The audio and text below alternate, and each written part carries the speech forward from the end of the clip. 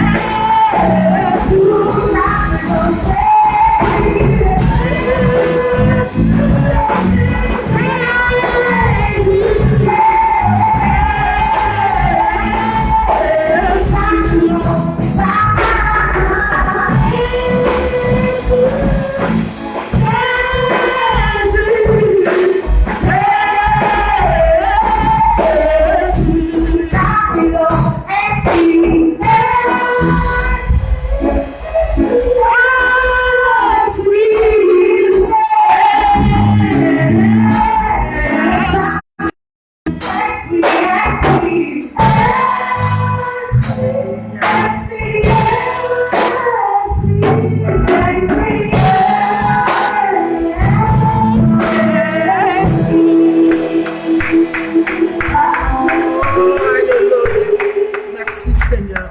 Je ne viens le lendemain. Oh oui, parce que Jésus-Christ vit. Oh, alléluia. Le Seigneur.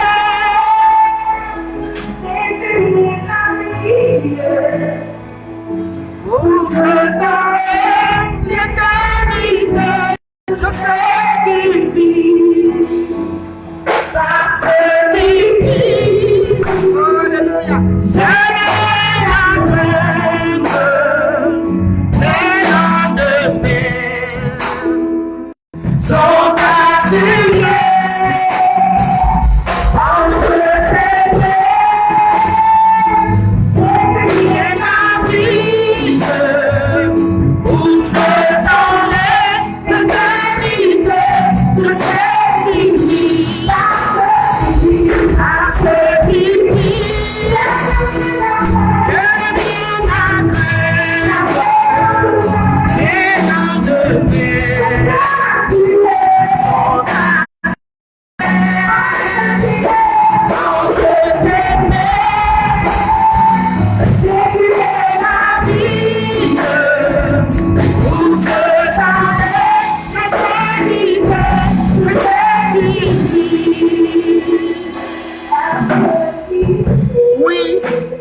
Parce que notre Seigneur vit, parce que Jésus-Christ vit, nous n'avons rien à craindre.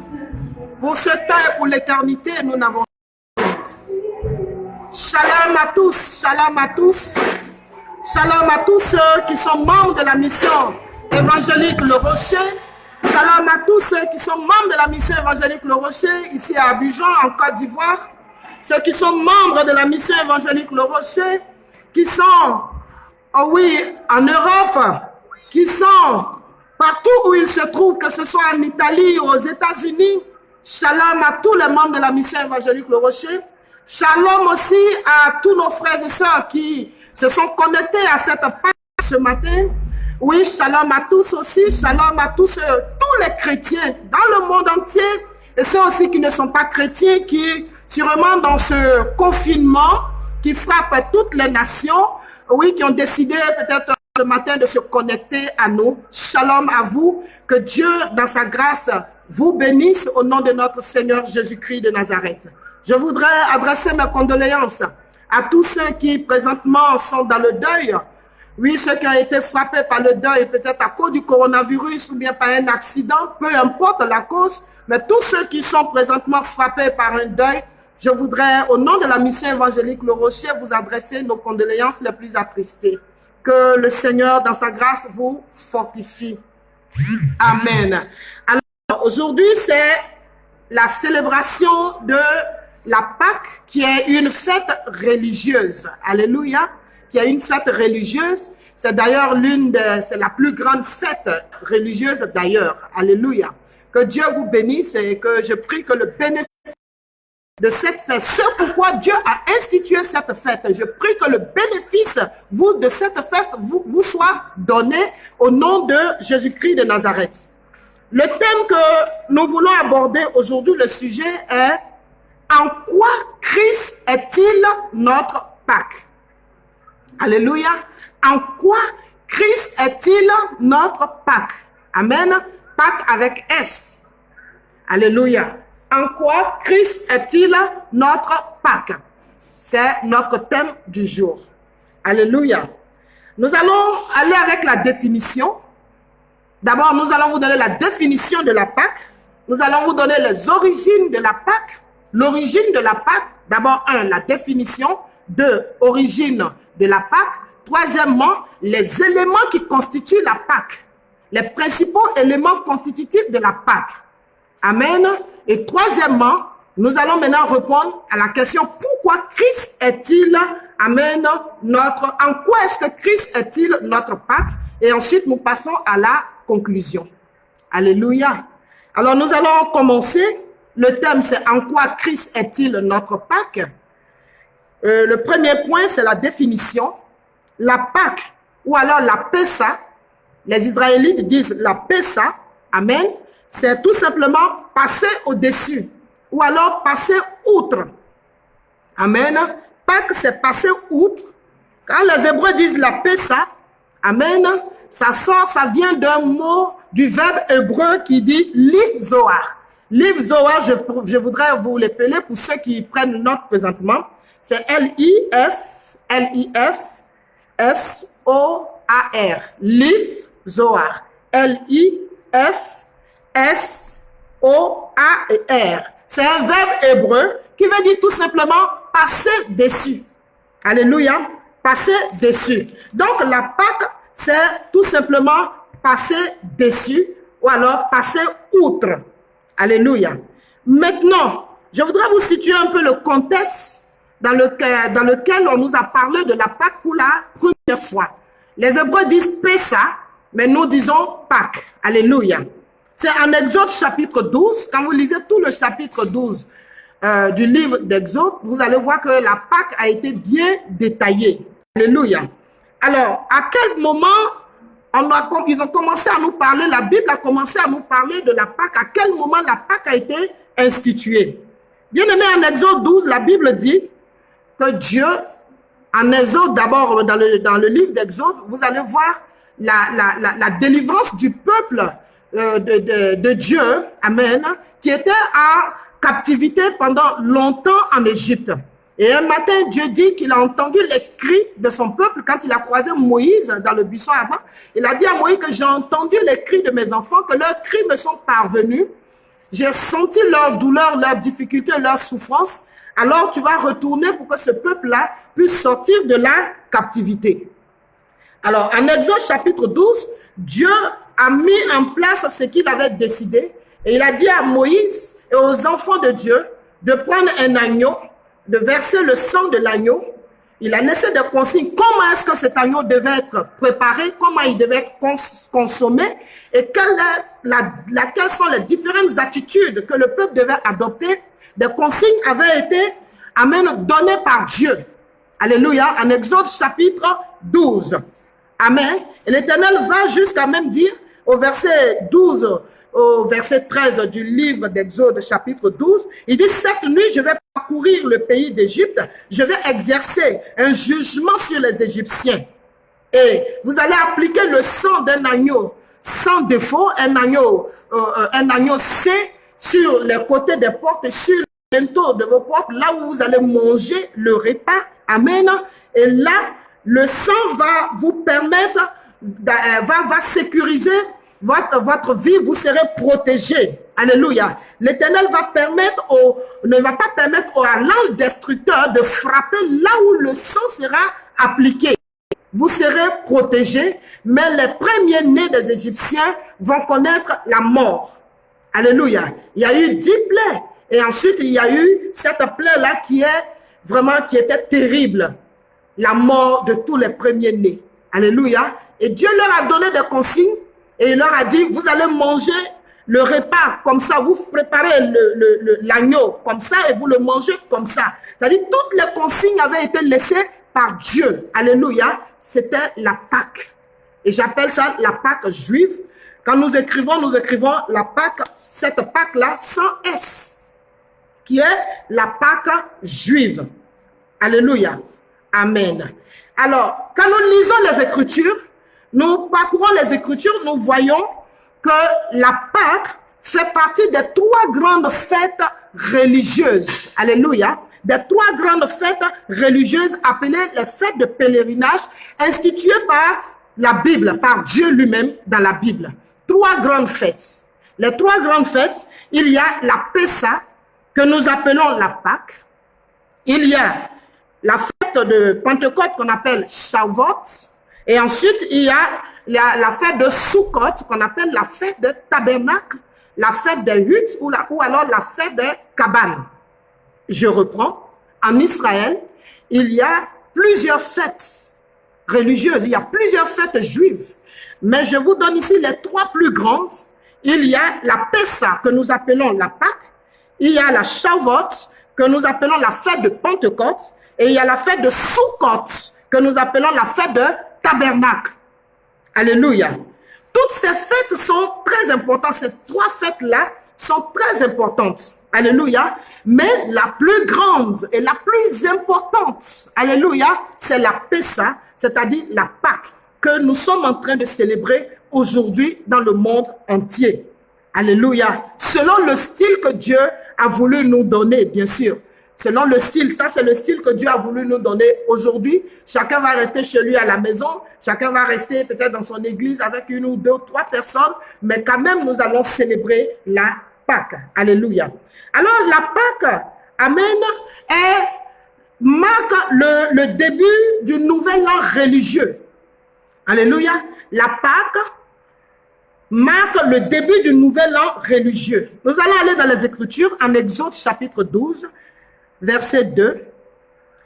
Il dit, ce mois-ci sera pour vous le premier mois.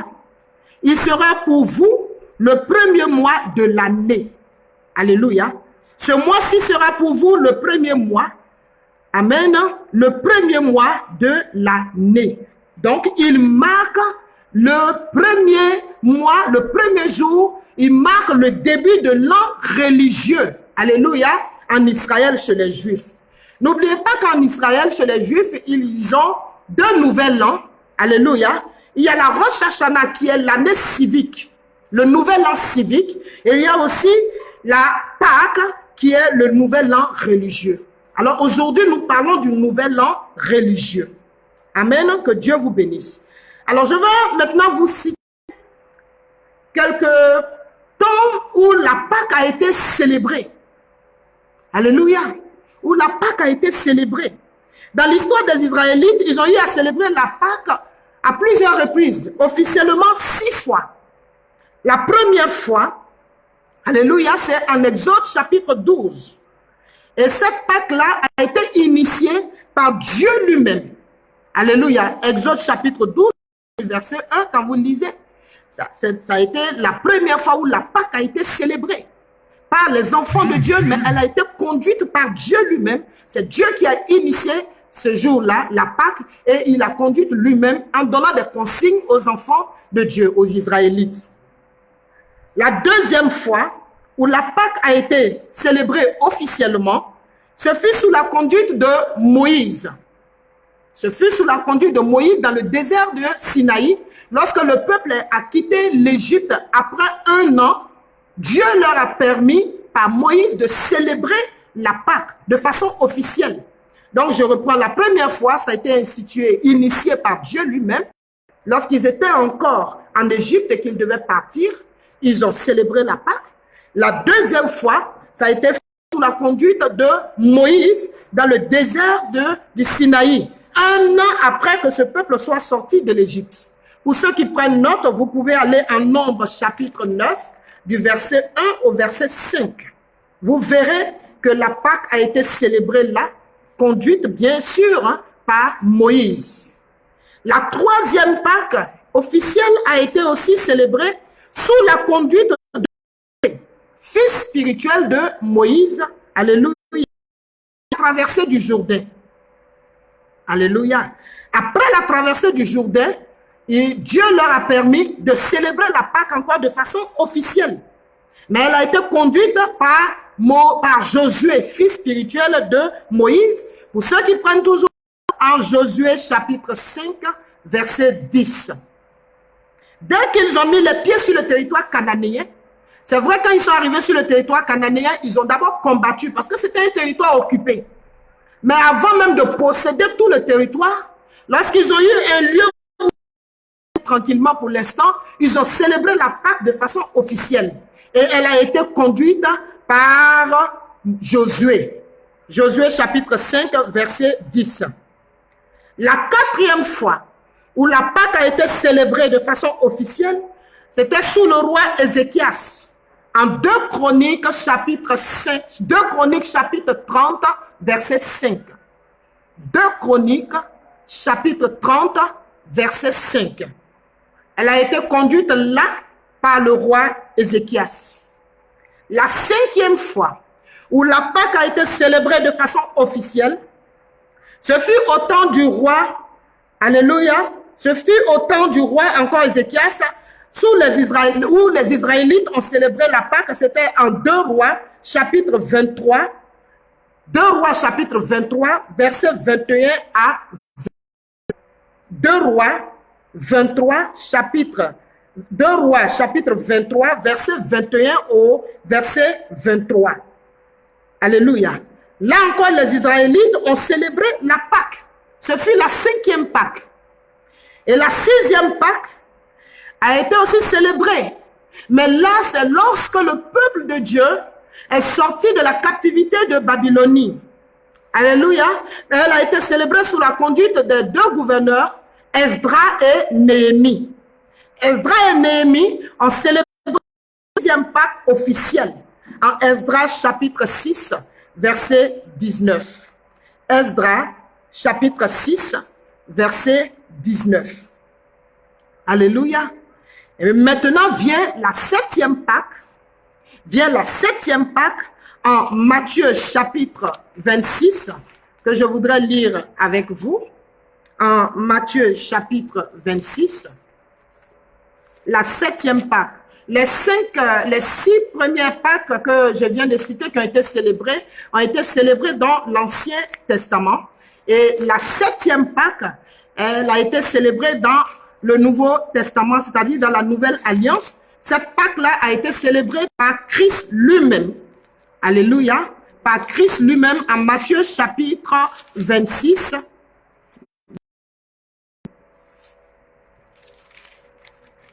En Matthieu chapitre 26,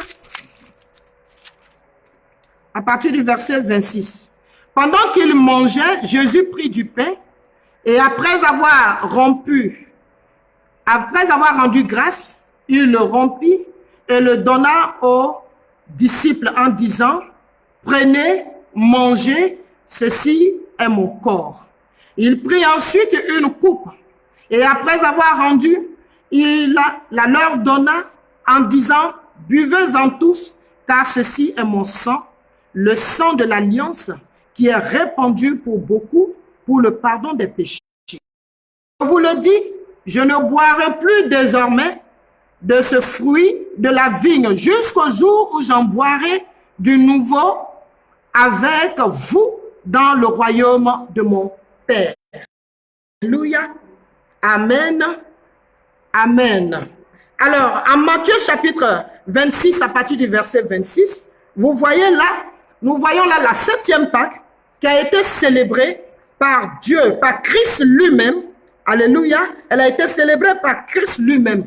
Mais cette Pâque était quand même spéciale parce qu'elle venait inaugurer la nouvelle alliance.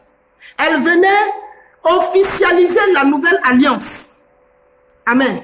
Jusque-là, la Pâque se faisait dans l'Ancien Testament.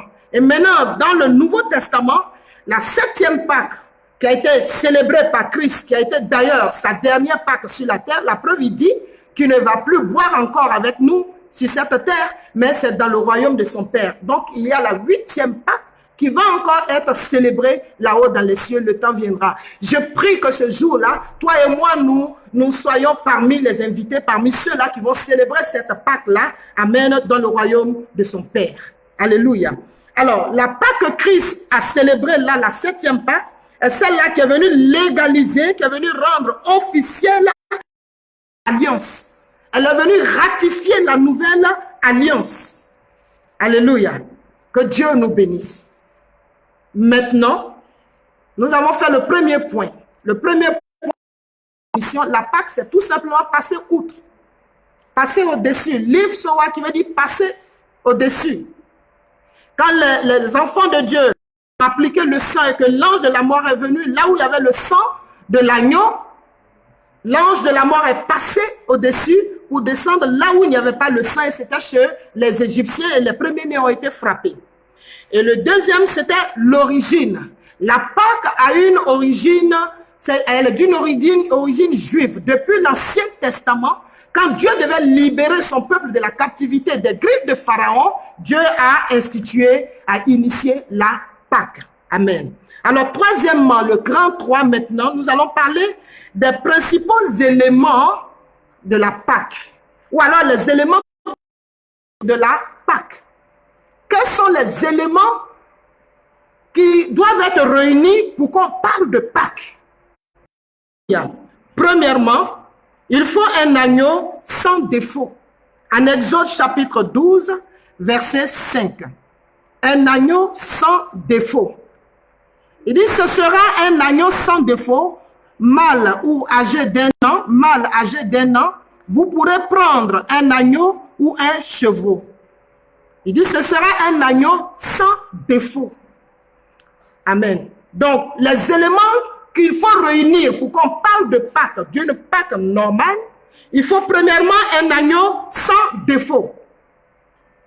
C'est ce que Dieu a recommandé à son peuple dans l'Ancien Testament en Exode 12.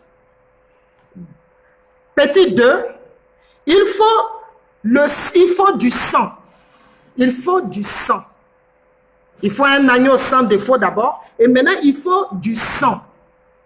Alléluia. Le sang de l'agneau sans défaut. En Exode chapitre 12, au verset 7.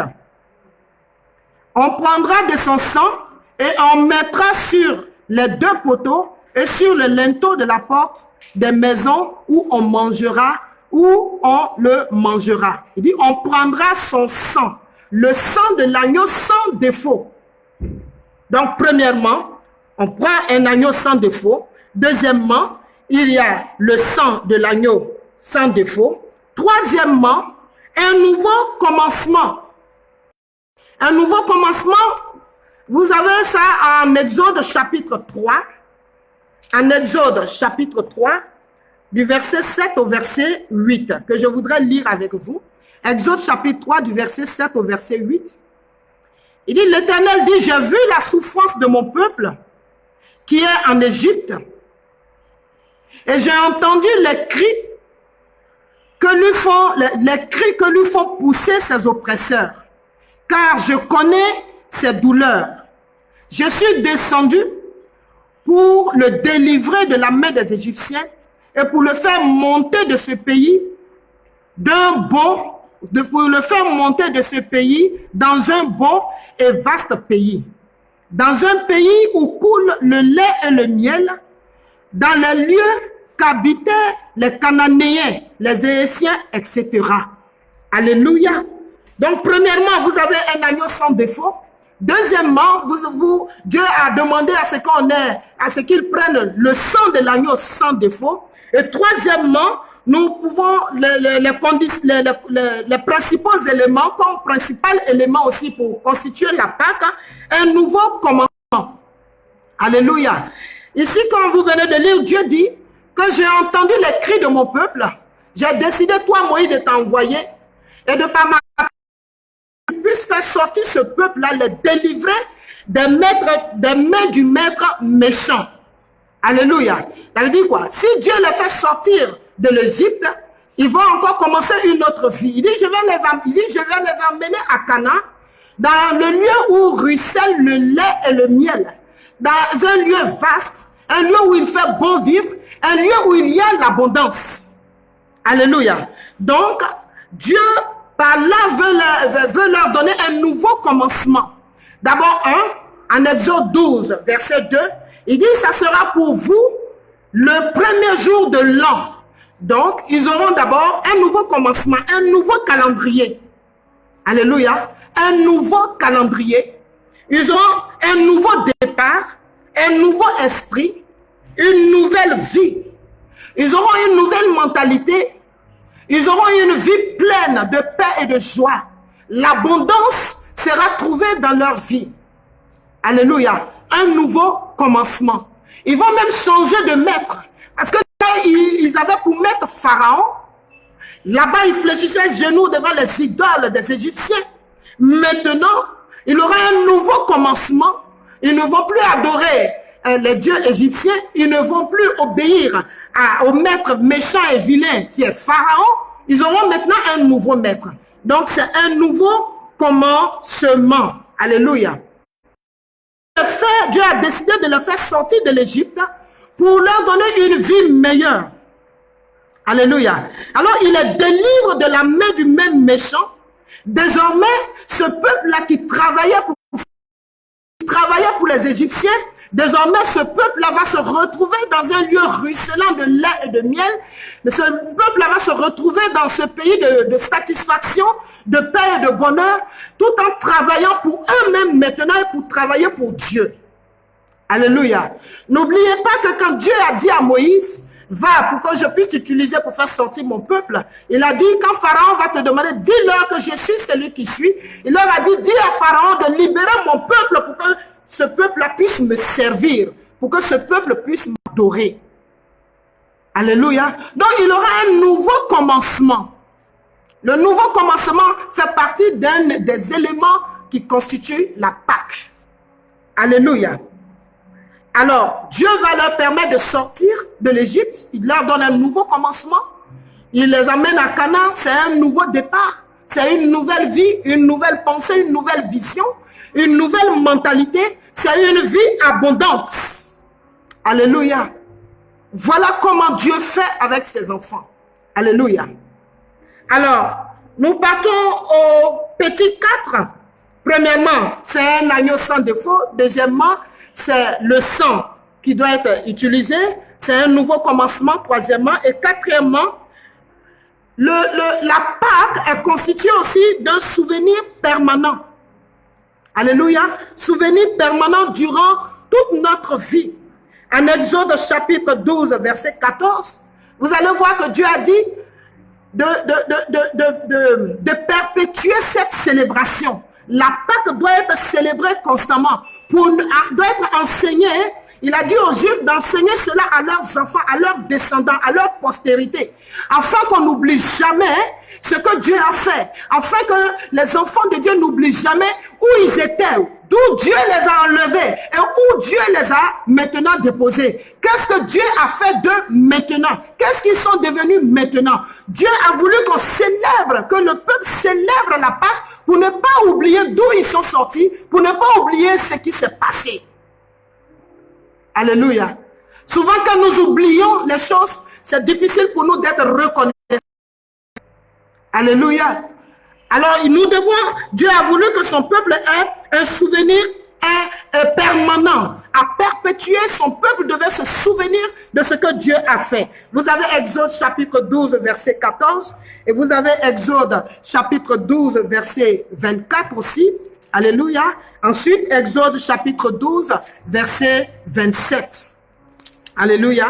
Je voudrais quand même lire avec vous Exode chapitre 12, verset 24.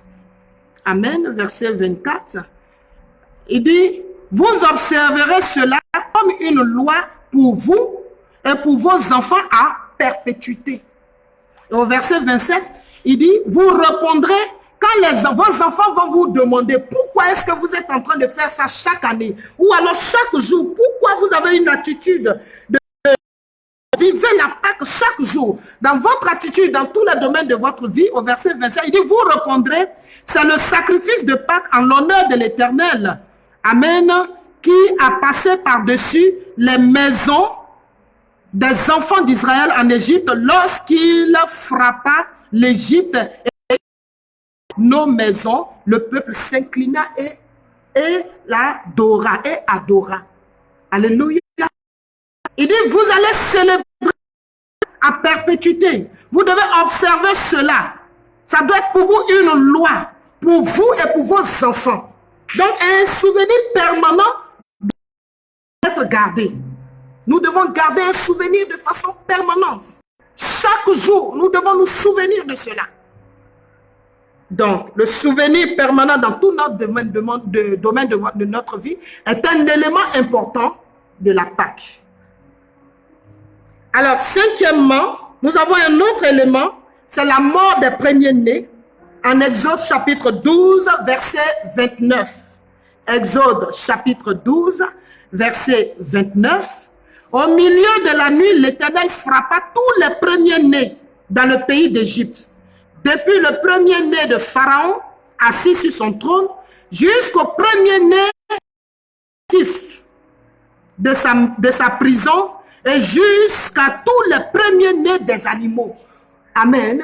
Tous les premiers-nés ce jour-là, cette nuit-là, ont perdu la vie.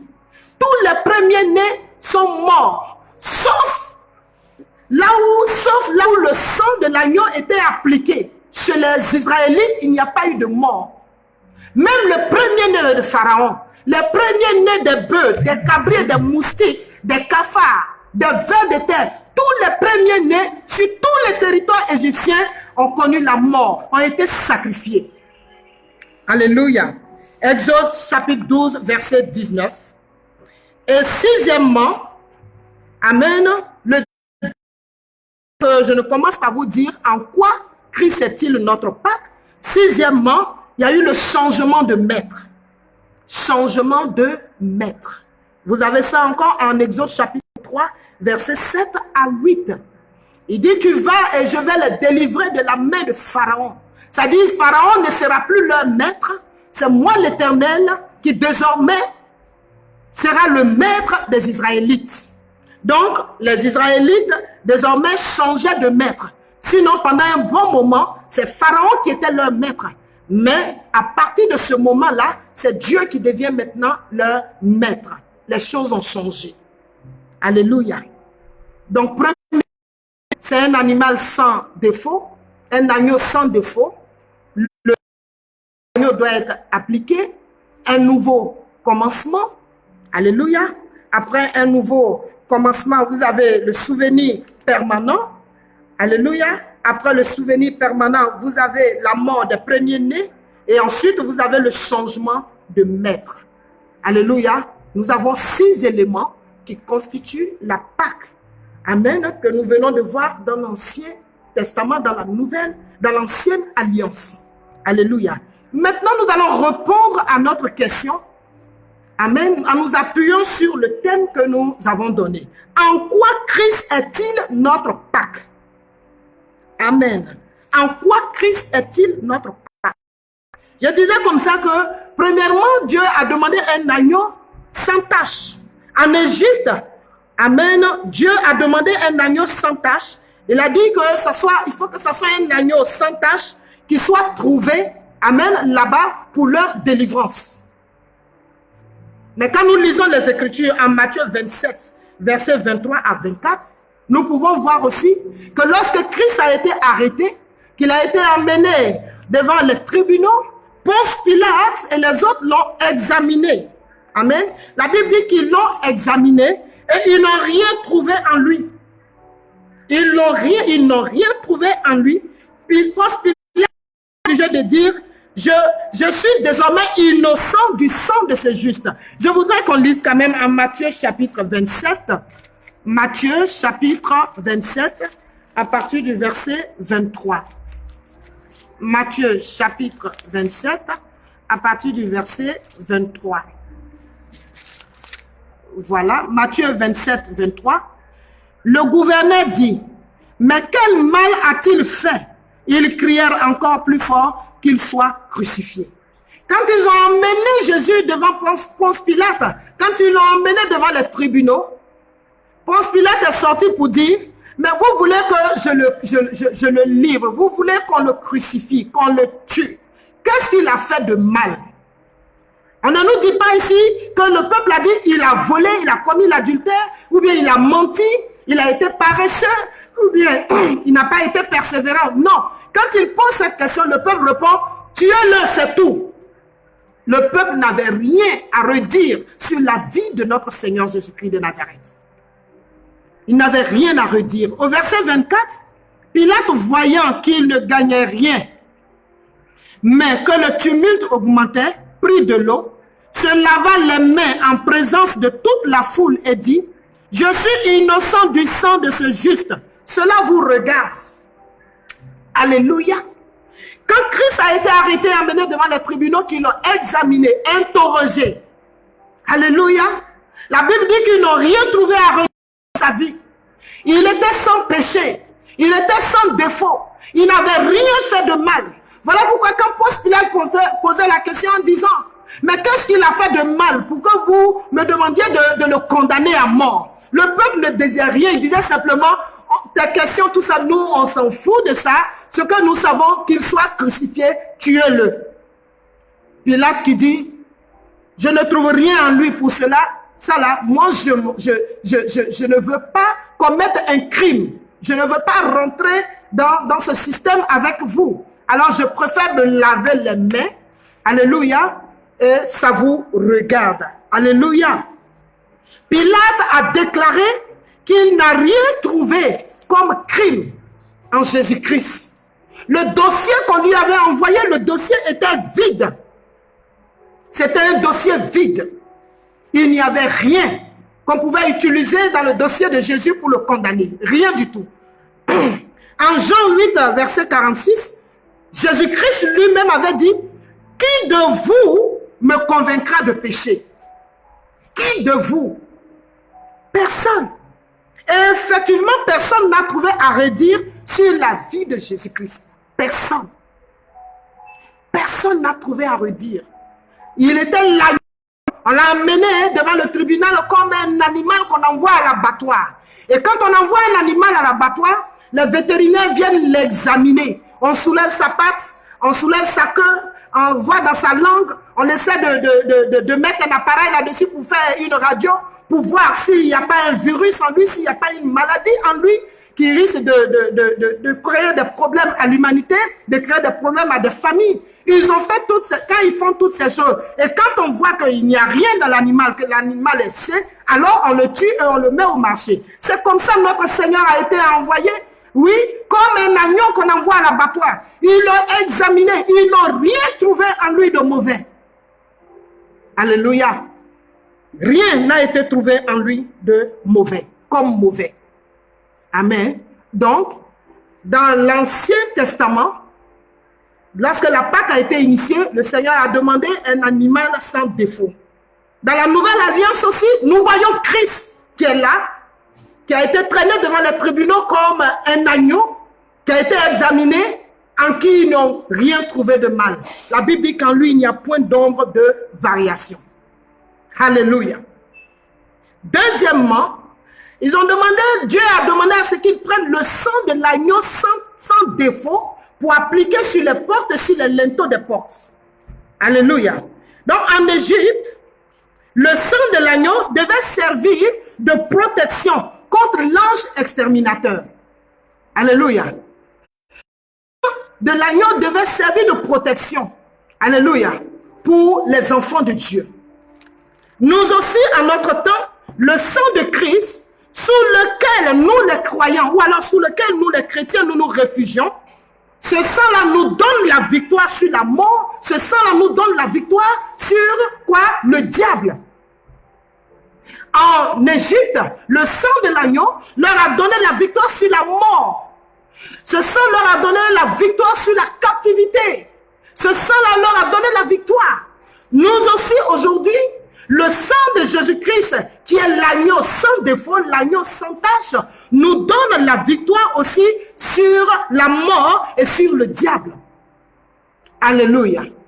Vous pouvez voir cela en Apocalypse chapitre 2. La Bible nous dit en Apocalypse 12, verset 11, qu'ils l'ont vaincu à cause du sang de l'agneau et par le message de leur témoignage.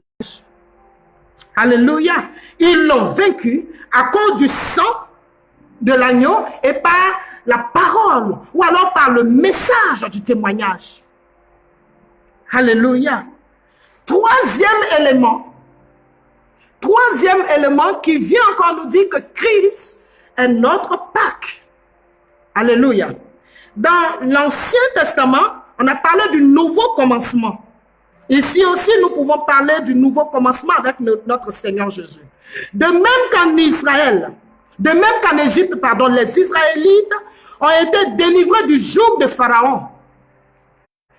Même qu'en Égypte, les Israélites délivrés du joug de Pharaon devaient sortir de la servitude pour aller dans le pays de la satisfaction. Alléluia. De même, Christ aussi est venu pour que nous soyons délivrés du joug de Satan. Pour que nous soyons délivrés du joug de Satan et du joug de la crainte de la mort. Alléluia. Je dis comme ça, que de même que les enfants de Dieu, délivrés de la main de Satan, sortis par Dieu, délivrés par Dieu, de la main délivrée par Dieu en Égypte, Dieu a permis cette délivrance pour qu'ils puissent désormais aller dans un lieu d'abondance, un lieu de satisfaction. En Exode chapitre 3, verset 7 à 8 jusqu'au verset 9, où il dit, je vais vous couler le lait et le miel. Il y a eu un nouveau commencement pour eux. Avec nous aussi, les enfants de Dieu, alléluia, Dieu permet avec Christ que nous soyons libérés du joug du diable, du joug de la crainte de la mort. Pour ceux qui lisent les Écritures, qui prennent note présentement, vous pouvez aller en Hébreu, chapitre 12, versets 14 à 15. Alléluia. Hébreu, chapitre 12, verset 14 au verset 15. Amen. En plus de la délivrance que Dieu donne aux enfants de Dieu, en plus de la libération que Dieu nous donne du joug de Satan et ses démons, en plus de cela, il nous accorde aussi une vie abondante. Là-bas, il leur dit, je vous accorde une vie abondante, une vie de joie, de paix, de bonheur. Vous serez dans l'opulence, vous ne serez plus esclaves. À Canaan, là, il aura le lait et le miel. Avec nous aussi, Christ, en Jean 10, 10, Jésus-Christ dit qu'il est venu afin que les brebis aient la vie et qu'il est en abondance. Alléluia. Là-bas, il dit, vous allez vivre dans un pays où coule le lait et le miel. Et ici, en Jean 10, 10, Christ dit qu'il est venu pour donner la vie en abondance. Il est venu pour que ces brebis aient la vie et qu'il soit dans l'abondance. Alléluia. C'est un nouveau commencement que nous avons aussi avec le Seigneur, avec Christ. En Exode chapitre 12, on voit qu'il y a un nouveau calendrier. Avec nous aussi, avec Christ, en cette période, dans ce temps de la nouvelle alliance, il dit en 2 Corinthiens 5, 17, il dit quoi? Que ceux qui sont en Christ sont désormais une nouvelle créature. Toutes choses deviennent maintenant nouvelles. Les choses. Donc c'est un nouveau commencement, c'est une nouvelle vie, c'est un nouveau calendrier, une nouvelle mentalité, un nouveau comportement, une nouvelle manière de parler, de s'habiller, une nouvelle manière de penser. C'est une nouvelle vision. Alléluia. N'est-ce pas merveilleux? Un nouveau départ. Amen. Alors, quatrièmement, en quoi est-ce que Christ est-il notre Pâques? Quatrièmement, dans l'Ancien Testament, nous avons parlé du souvenir permanent. En Exode chapitre 12, verset 14. Exode chapitre 12, verset 14. Les Israélites avaient reçu l'ordre de Dieu de garder le souvenir de leur sortie d'Égypte, de leur sortie de la captivité, tous les jours de leur vie. Amen. Ils devaient toujours se rappeler. Donc, il y a un comportement pour montrer que chaque jour, ils se souviennent de ce que Dieu a fait pour eux. Ce qu'ils étaient avant et ce qu'ils sont devenus aujourd'hui par la grâce de Dieu. De même, nous les croyants aussi, de même, nous les chrétiens aussi, amen, nous devons demeurer sous le sang de Jésus, sous la couverture du sang de Jésus, chaque jour. Parce que c'est ce sang-là qui nous purifie. C'est ce sang-là qui nous sanctifie. C'est ce sang-là qui nous donne, oui, de nous éloigner du péché. C'est ce sang-là qui garantit notre protection, amen, des œuvres du diable. Alléluia. C'est ce sang-là qui nous protège. Donc chaque jour, nous ne devons pas oublier que Christ a versé son sang, que nous étions des perdus, et que Christ maintenant est venu, qu'il a versé son sang, et par ce sang-là, nous avons été sauvés. Par ce sang, nous avons été libérés. Alléluia. Cinquièmement, vous voyez des similitudes. Hein? Et cinquièmement, nous voyons le sacrifice des premiers-nés. J'ai dit là-bas en Exode chapitre 12, verset 29, la Bible nous dit que la nuit, Dieu a frappé tous les premiers-nés, jusqu'au premier-né des animaux. Même le premier-né de Pharaon sur son trône a été frappé et mort, a été sacrifié. Amen. Ici aussi, dans la nouvelle alliance, la Bible appelle Christ comment? Amen. Le premier-né de Dieu. Alléluia. il est le premier-né. Donc en Égypte, les premiers-nés ont été sacrifiés pour que les Israélites soient sauvés. Les premiers-nés ont été sacrifiés pour que les Israélites soient conduits dans un chemin de paix, un chemin de liberté. Nous aussi, Christ qui est le premier-né de Dieu, lui aussi, à Golgotha, a été sacrifié pour conduire pas seulement un groupe de personnes, mais pour conduire toute l'humanité sur le chemin de la liberté. Alléluia. Je répète, en Égypte, les premiers-nés ont été frappés pour que les Israélites soient délivrés de la captivité et qu'ils soient conduits sur le chemin de la liberté. Maintenant aussi, avec nous, avec Christ, à Golgotha, Christ qui est aussi le premier-né, a été sacrifié pour que l'humanité tout entière soit conduite sur le chemin de la liberté, pour que l'humanité soit conduite sur le chemin de la rédemption, pour que l'humanité soit sauvée. Là-bas, c'était pour un seul peuple, un seul groupe. Mais cette fois-ci, avec Christ, avec notre Seigneur, c'est pour que toute l'humanité soit sauvée, pour que toute l'humanité ait la rédemption. Alléluia. Alors, quand j'entends cela, je vois que Romains chapitre 8, verset 1, à sa place dans notre vie que nous devons prendre en considération. La Bible dit qu'il n'y a donc plus de condamnation pour ceux qui sont en Jésus-Christ de Nazareth. Plus de condamnation pour ceux qui sont en Yeshua. Plus de condamnation. Alléluia. Et sixièmement, nous pouvons parler du changement. Alléluia. Nous avons parlé du changement. Nous avons parlé du changement de maître. Ici aussi, pas le changement permanent, pardon. Nous parlons du changement de maître. Changement de maître.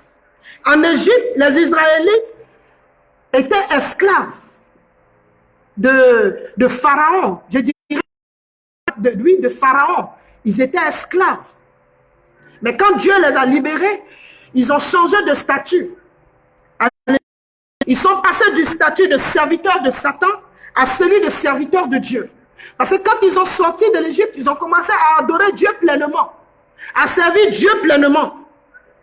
De même, nous aussi, avec Yeshua, alléluia, nous les croyants, nous passons du statut de serviteur du diable, nous passons du serviteur du diable, serviteur des idoles, à celui de serviteur de Dieu en Jésus. Alléluia. Autrefois, nous étions idolâtres. Autrefois, nous étions serviteurs de Satan. Nous étions sous le joug du péché et de toutes sortes de malédictions. Mais maintenant, nous ne servons plus Satan. Satan n'est plus notre maître. Changement de maître. Alléluia. Satan n'est plus notre maître. Comme en Égypte, Pharaon n'était plus le maître des Israélites lorsqu'ils sont sortis de l'Égypte. Nous aussi, aujourd'hui, le diable n'est plus notre maître. Notre maître désormais, alléluia, c'est l'Éternel des armées en Yeshua, en Jésus-Christ de Nazareth. Alléluia. Désormais, Dieu devient notre maître. Et nous pouvons aller plus loin pour dire que nous devenons même ses enfants, puisqu'il nous dit en Jean chapitre 1, verset 12, il dit à ceux qui l'ont reçu, alléluia, à ceux qui l'ont reçu et qui ont cru en lui, il leur a donné le pouvoir de devenir quoi? Enfants de Dieu. Il leur a donné le pouvoir de devenir enfants de Dieu. Il y a un changement de statut. Les Égyptiens, les Israélites, avec eux, il y a eu un changement de statut.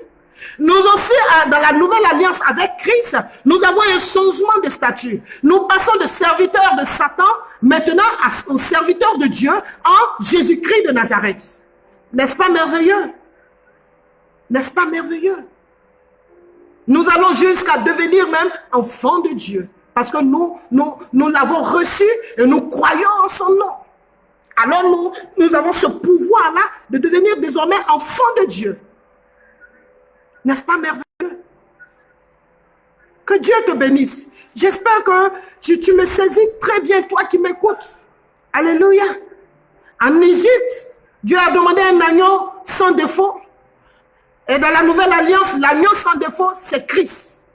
Il a demandé le sang de l'agneau. Dans la nouvelle alliance, c'est aussi le sang de notre Seigneur Jésus.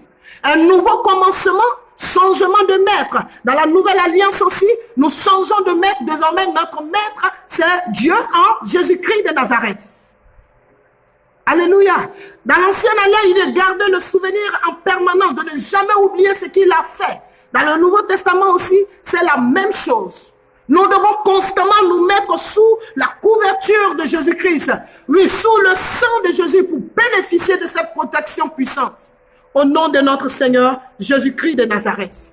Nous changeons de maître. Désormais, Christ est notre maître. Satan n'est plus notre maître. Nous ne fléchissons plus genoux devant les idoles qui ne parlent pas, qui ne peuvent rien faire, qui ne peuvent sauver. Mais nous fléchissons maintenant genoux devant le roi de gloire pour le célébrer et l'élever en dignité. Et nous le servons. Amen. Alors en conclusion, bien-aimés, Christ est notre Pâques. Quand vous regardez les similitudes qu'il y a, ils ont célébré la Pâques dans l'Ancien Testament, dans la Nouvelle Alliance aussi. Amen. Christ est notre Pâques. Mais cette fois-ci, ce n'est plus le sang d'un cabri ni d'un mouton qui est utilisé, mais c'est le sang du Fils de Dieu, c'est le sang du premier-né, c'est le Fils, c'est le sang du Roi des rois. Alléluia. C'est le sang du Roi des rois. Amen. Bien-aimés, nous avons beaucoup de fêtes, nous avons beaucoup de célébrations, mais nous devons prendre au sérieux la Pâque, la Pessa.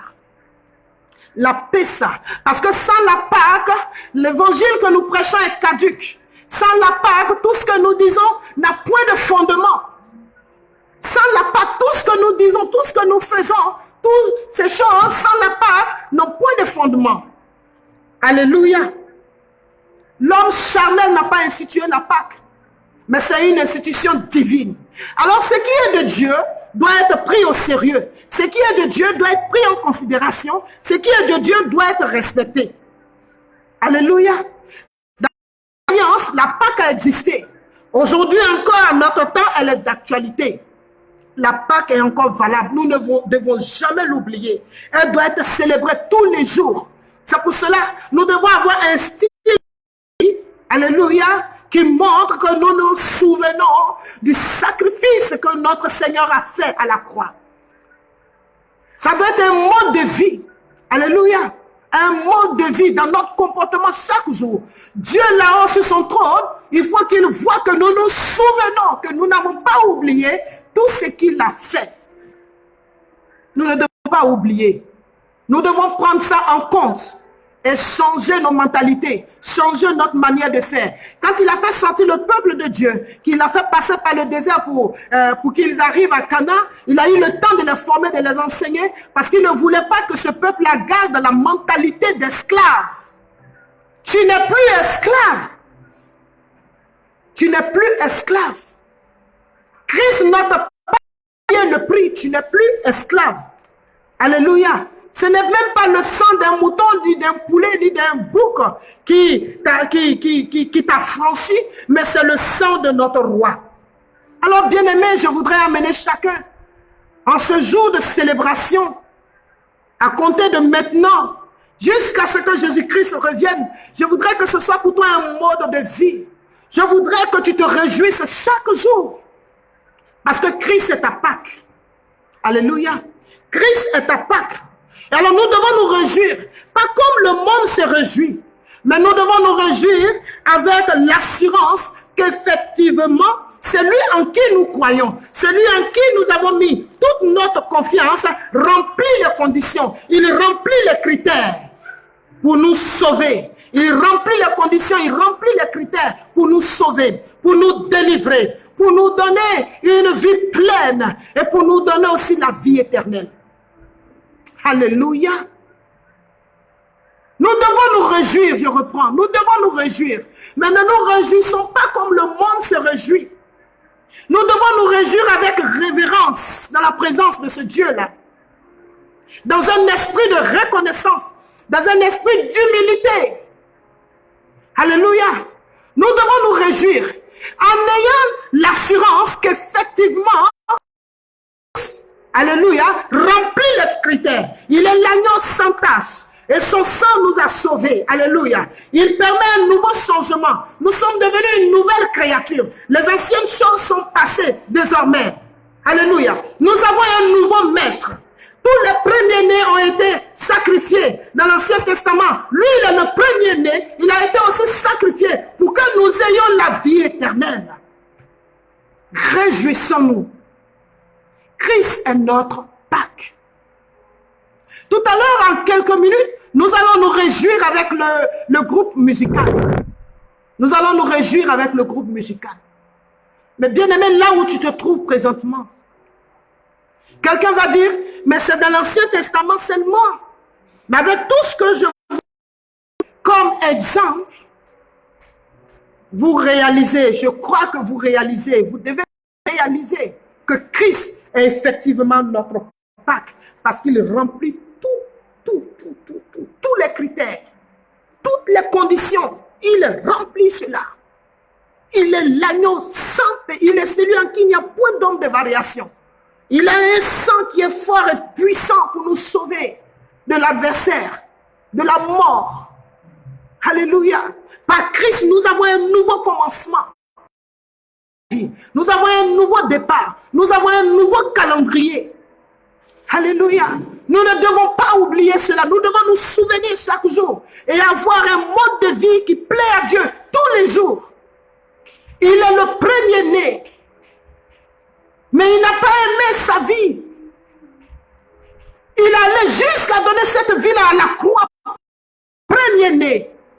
Il a accepté cela. Alléluia. Désormais, nous avons un nouveau maître. Satan n'est plus notre maître. L'adversaire n'est plus notre maître. Mais c'est Dieu qui est notre maître. Oui, Christ est notre Pâques. Réjouissons-nous. Que le Seigneur, dans sa grâce, vous bénisse au nom de Jésus-Christ de Nazareth. Alors là où tu te trouves, tu vas prier. Tu vas prier là où tu te trouves. Tu vas dire, Seigneur, ce matin, le sacrifice qui a été fait à la croix pour toi. Bénis Dieu ce matin. Père, je veux te rendre toute la gloire. Je veux te rendre toute la gloire, oh mon Seigneur. Toi qui es notre Dieu, qui est notre roi. Je veux te rendre toute la gloire. Merci pour le prix que tu as payé à la croix pour moi. Tu as payé le prix pour moi. Tu as payé le prix pour les nations, Seigneur. Et tous ceux qui croient en toi, Seigneur. Père, tu leur as donné le pouvoir de devenir enfants de Dieu. Ce matin, je te dis merci. Je te dis merci, Seigneur. Je te rends toute la gloire, oh Jésus-Christ de Nazareth. Je te rends toute la gloire. Merci pour tous tes bienfaits. Béni sois-tu, Seigneur. S'il y a un Dieu que je dois célébrer, c'est toi. S'il y a un Dieu qui est digne d'être élevé, c'est toi. S'il y a un Dieu qui doit être magnifié, c'est toi. S'il y a un Dieu qui doit être glorifié, c'est toi. Bien-aimé, là où tu te trouves, je voudrais que tu bénisses Dieu ce matin. Que tu élèves Yeshua ce matin. L'agneau pascal. Que tu l'élèves ce matin. Il est celui-là qui a été trouvé juste. Il est celui-là dont le sang a été trouvé pur, bon. Il est celui-là dont le sang, oh oui, a été trouvé juste. Pour notre salut, pour notre délivrance.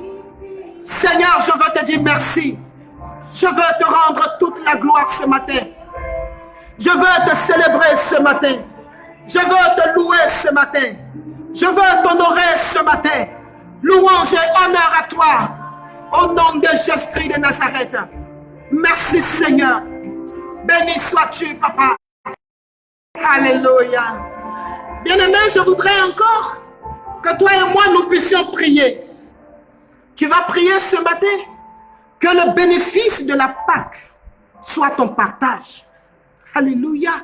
Que le bénéfice de la Pâque soit ton partage. Et si tu étais enfermé dans des formes de captivité, Dieu est venu, Jésus-Christ, la Pâque est venue pour que nous soyons libérés de toutes sortes de captivités. Alors ce matin, tu vas prier ce matin pour dire, Père, que le bénéfice de la Pâque me soit accordé ce matin. Que le bénéfice de la Pâque me soit accordé ce matin. Prie avec moi. Seigneur, je prie que le bénéfice de la Pâque, me soit accordé au Père éternel. Que le bénéfice de la Pâque me soit accordé au Jésus-Christ de Nazareth. Père, si nous étions enfermés dans des sortes de captivité, peu importe, Seigneur, la captivité, peu importe la provenance, peu importe la dureté, oh oui, de cette captivité, peu importe, oh, le style avec lequel travaillent ces choses dans nos vies, nous prions ce matin pour dire, nous croyons que tu es notre Pâque. Alors que le bénéfice de la Pâque me soit accordé et que toute prison dans laquelle nous étions enfermés, nous soyons libérés ce matin au nom de Jésus. Tu as libéré Israël de la captivité en Égypte.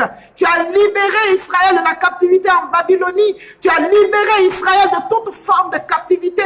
Nous aussi ce matin, Seigneur, nous sommes tes enfants. Nous prions ce matin que nous soyons aussi libérés.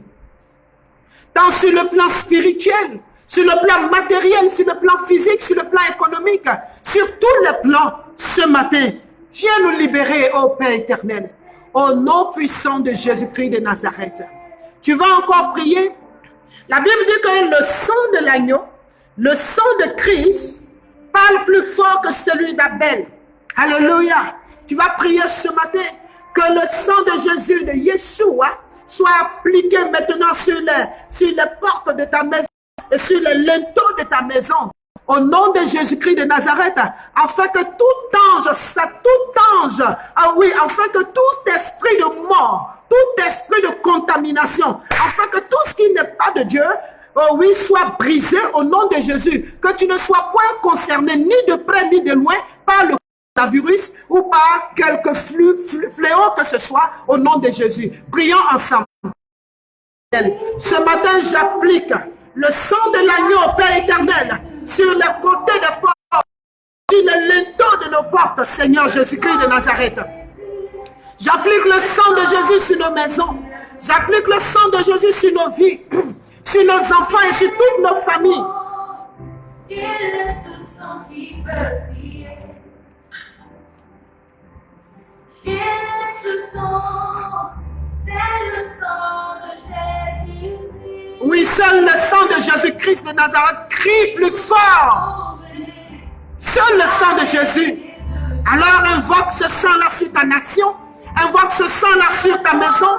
Invoque ce sang-là sur ta vie. Invoque ce sang-là sur tes enfants. Invoque ce sang-là sur ton conjoint. Invoque ce sang-là sur ta conjointe. Invoque ce sang-là sur tes entreprises et dans tous les domaines de ta vie. Invoque ce sang ce matin. Oh, alléluia. Sang de Jésus. Alléluia. Le sang du roi. Oui, tu dois prier ce matin. Ce n'est pas le sang d'un mouton. Ce n'est pas le sang d'un poulet qui peut te sauver. Mais c'est le sang de l'agneau. Pascal, c'est le sang de Jésus-Christ. Le sang du roi qui peut te sauver. Invoque ce sang-là sur ta maison. Invoque ce sang-là dans tous les paramètres de ta vie. Invoque ce sang-là ce matin. Au nom de Jésus-Christ de Nazareth. Merci Seigneur. Tu es notre Dieu. Tu es notre Dieu. Tu es notre Dieu. Sois élevé et sois glorifié ce matin. Au nom de Jésus-Christ de Nazareth. Nous allons encore prier. La Bible dit que Christ est mort, qu'il a été enterré. Après, il est ressuscité. Il y a eu une puissance qui est descendue dans le tombeau. Alléluia. C'est la puissance de la résurrection qui a ce pouvoir-là de donner vie à tout ce qui était mort. C'est cette puissance-là qui a ressuscité Lazare. Après plusieurs jours, il était même en état de putréfaction. C'est cette puissance-là qui a libéré Lazare de la mort. Nous allons prier ce matin. Tu vas prier pour dire à Dieu que la puissance de la résurrection descende dans tous les domaines de ta vie. Là où il y avait la mort, qu'il y ait résurrection ce matin au nom de Jésus. Oh Père éternel, je vais t'invoquer ce matin. Je vais t'invoquer ce matin. Afin que Père, la vie pleine de Dieu parle en ma faveur, afin que la vie pleine de Dieu parle en faveur de ma nation, que la vie pleine de Dieu parle en faveur de nos enfants, que la vie pleine de Dieu parle en faveur de tout le monde entier au nom de Jésus, tous les chrétiens partout où ils se trouvent, que la vie pleine de Dieu, alléluia, parle en faveur de tous ceux qui croient en toi, qui t'ont accepté comme Seigneur et Sauveur personnel.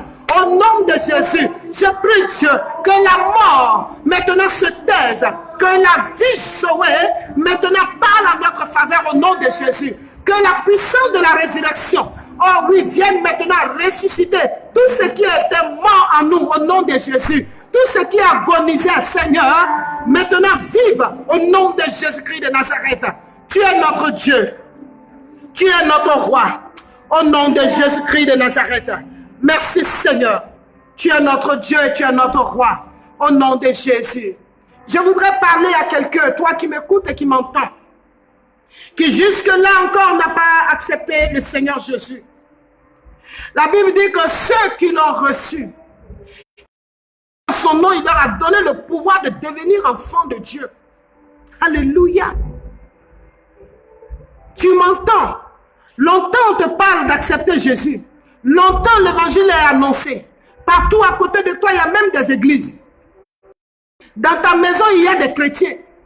Mais tu refuses d'accepter Jésus. J'ai bien envie de te dire pardon ce matin. Accepte Jésus. Pour que tu sois sauvé. Que tu sois appelé enfant de Dieu. Pour que tu bénéficies. Tu bénéficies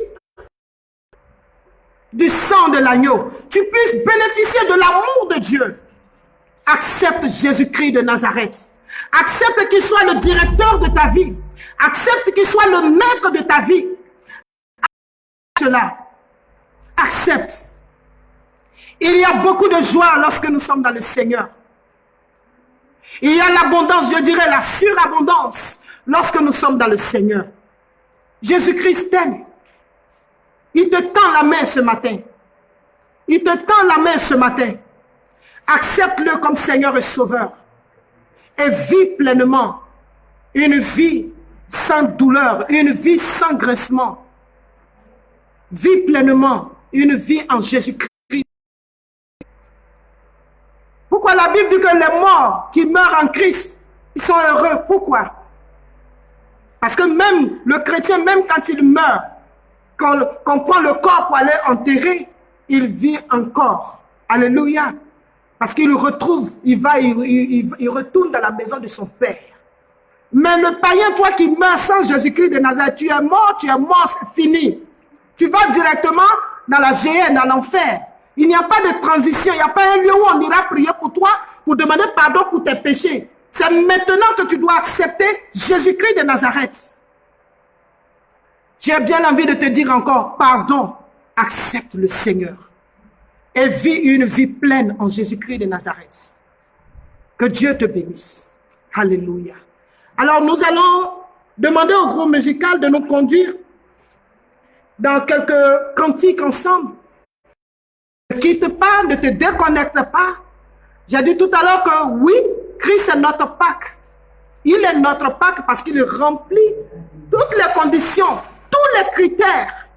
Nous devons nous réjouir, pas comme le monde se réjouit, mais nous devons nous réjouir en ayant l'assurance que notre Seigneur, il remplit tous les critères qu'il faut pour nous donner la vie éternelle, pour nous sauver, au nom de Jésus-Christ de Nazareth. Alors je vais amener le groupe à nous conduire dans un temps de louange ou d'adoration, peu importe. Alléluia.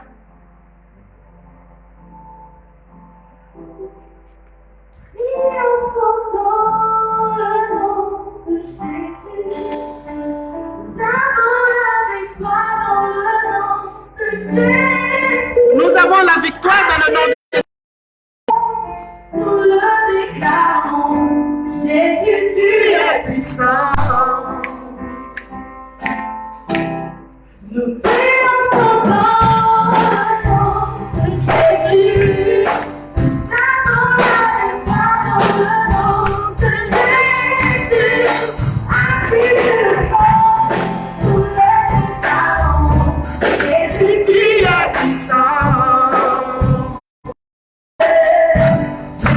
tu es puissant. Le Seigneur de l'avant.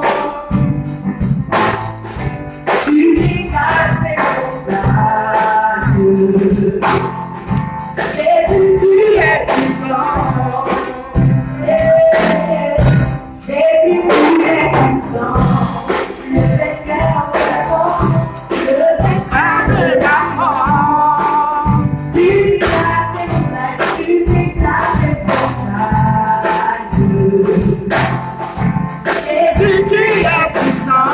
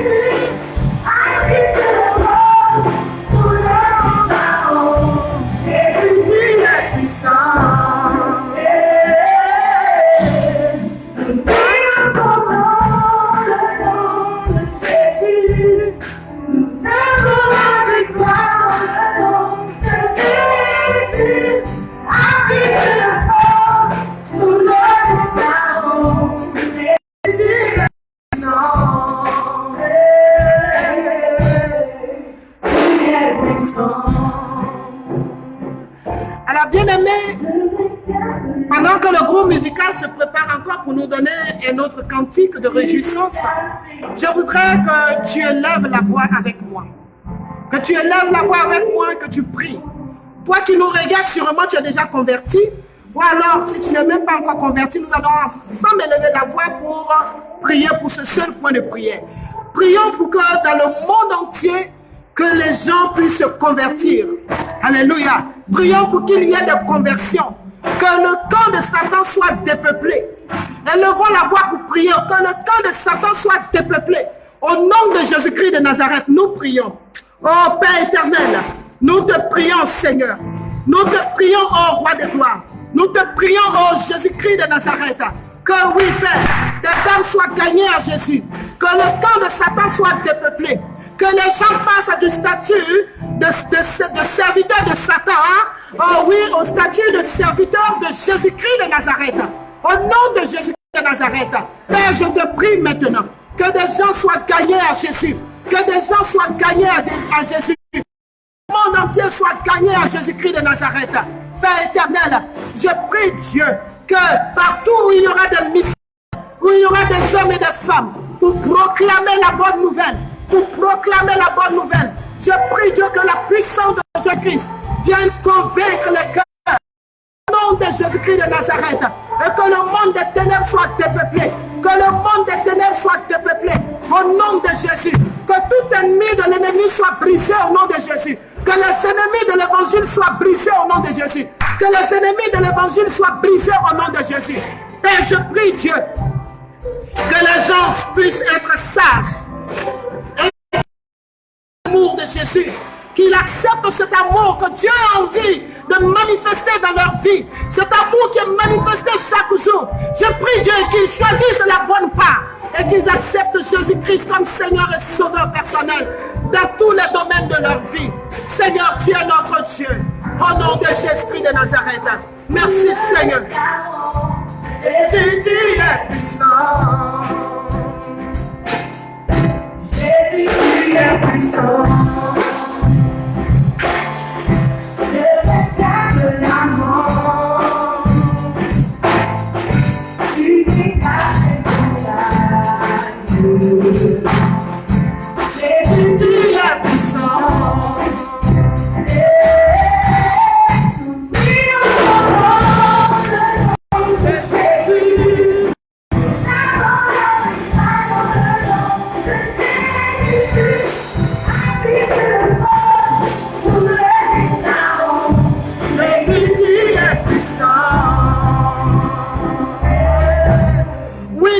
Dieu a triomphé de la mort. Notre Dieu a triomphé de la mort. Jésus-Christ est puissant. C'est pourquoi ce matin encore, je veux que tu te lèves là où tu te trouves. S'il faut que tu esquisses des pas de danse, que tu te réjouisses, fais-le. Réjouis-toi dans le Seigneur. C'est pourquoi je voudrais moi-même amener le groupe musical à chanter un cantique de réjouissance, un cantique de louange. Alléluia. Amen. Alléluia. Amen.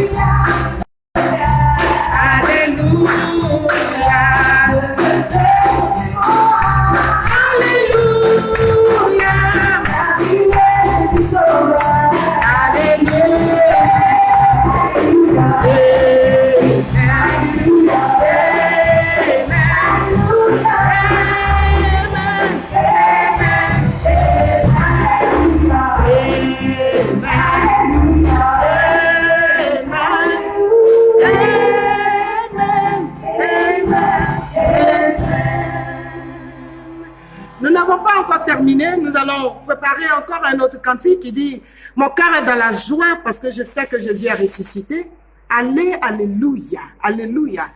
Bien-aimé, membre de la mission évangélique Le Rocher, partout où tu te trouves, je voudrais te dire joyeuse Pâques. Je te souhaite une très bonne Pâques. Et à tout le monde entier, tous les Ivoiriens, tous ceux qui sont en ligne, présentement, je vous souhaite une joyeuse Pâques au nom de notre Seigneur Jésus-Christ de Nazareth. Alors, nous allons chanter un dernier cantique, Alléluia, qui sera chanté avec vie, c'est un chant de victoire. Alléluia. Allez, Alléluia. Allez, Alléluia. Allez, Allez, Alléluia. Allez, Alléluia. Allez, Alléluia.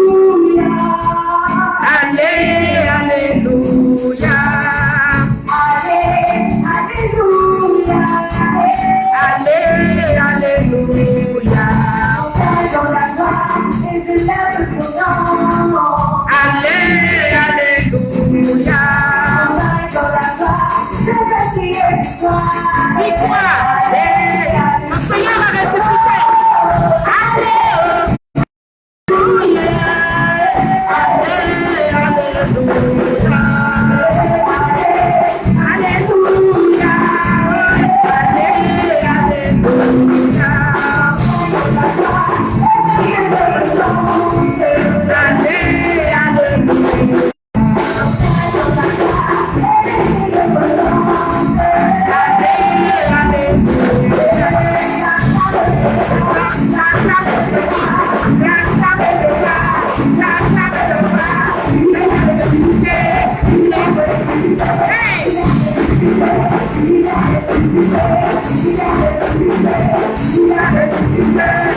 Jésus a ressuscité. Amen. Amen.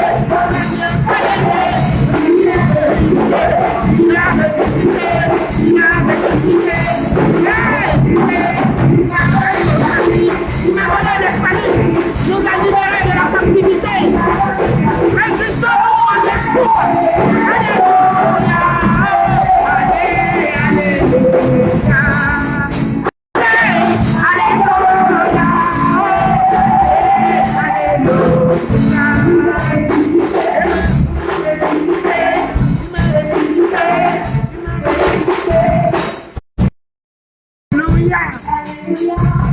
La louange peut encore continuer dans ta maison. Réjouis-toi.